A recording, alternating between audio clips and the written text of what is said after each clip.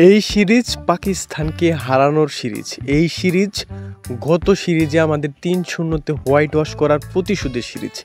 আশা করি এই সিরিজে আমরা জিতব এবং জিতে গত সিরিজ যে হারছিলাম সেইটার প্রতিশোধটা নিয়ে নিব। কারণ গত সিরিজে পাকিস্তানের কাছে আমরা কিন্তু ৩-০তে হারছিলাম। আশা করি আপনাদের সবার মনে আছে এবং মনে থাকারই কথা। আমরা যেভাবে হারছিলাম আসলে রীতিমতো ধুয়ে দিয়েছিল আমাদের, একদম মনে করেন যে কাপড় ধুয়ে দিয়েছিল। সেইখান থেকে আমরা আসলে তারপরে শ্রীলঙ্কার বিপক্ষে যেভাবে কামব্যাক করেছি এবং আমাদের বিশেষ করে বোলাররা যে বোলিংটা করেছে রীতিমতো অসাধারণ, সেইখান থেকে আমরা যে সিরিজ জিতবো সেটা কিন্তু আমরা আশা করতেই পারি। তো সেইখান থেকে পাকিস্তান কিন্তু তারপরে কিন্তু আর কোনো টি-20 খেলে নাই। আমরা কিন্তু টি-20 শ্রীলঙ্কার বিপক্ষে রিসেন্টলি খেলে আসলাম এবং কয়েকদিন আগেই জয়ের স্মৃতিটা কিন্তু এখনও মনে করেন যে শুকায় যায়নি, তরতাজা।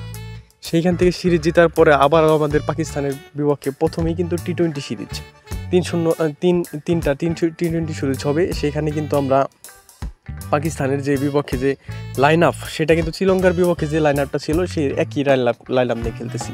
কিন্তু গত সিরিজে পাকিস্তানের যে বোলাররা ছিল হারিস রৌফ, শাহিন শাহ আফ্রিদি, তারপর আপনার নাসিম শাহ, ওরা কিন্তু এই সিরিজে নাই, ওদেরকে রেস্ট দেওয়া হয়েছে। মানে আমাদের একটু অপমান করলো আর কি, কারণ আমাদের ব্যাটিংটা দুর্বল মনে করলো ওরা। কারণ শাহিন শাহ আফ্রিদি, হাসান আলী এরা আসলে কিন্তু ওই সিরিজে ছিল, কিন্তু এই সিরিজে তাদেরকে রাখা হয়নি। তারা মানে তাদের যে বোলার আছে তাদের কিন্তু টেস্ট করবে আমাদের যে ব্যাটিং লাইন আপ সেটার বিরুদ্ধে। তো আমরা দেখে নেব, কোনো ব্যাপার না। আমাদের যদি হালকাভাবে নাই তাহলে আমরা কি করতে পারি সেটা তো শ্রীলঙ্কাকে দেখিয়ে দিয়েছি।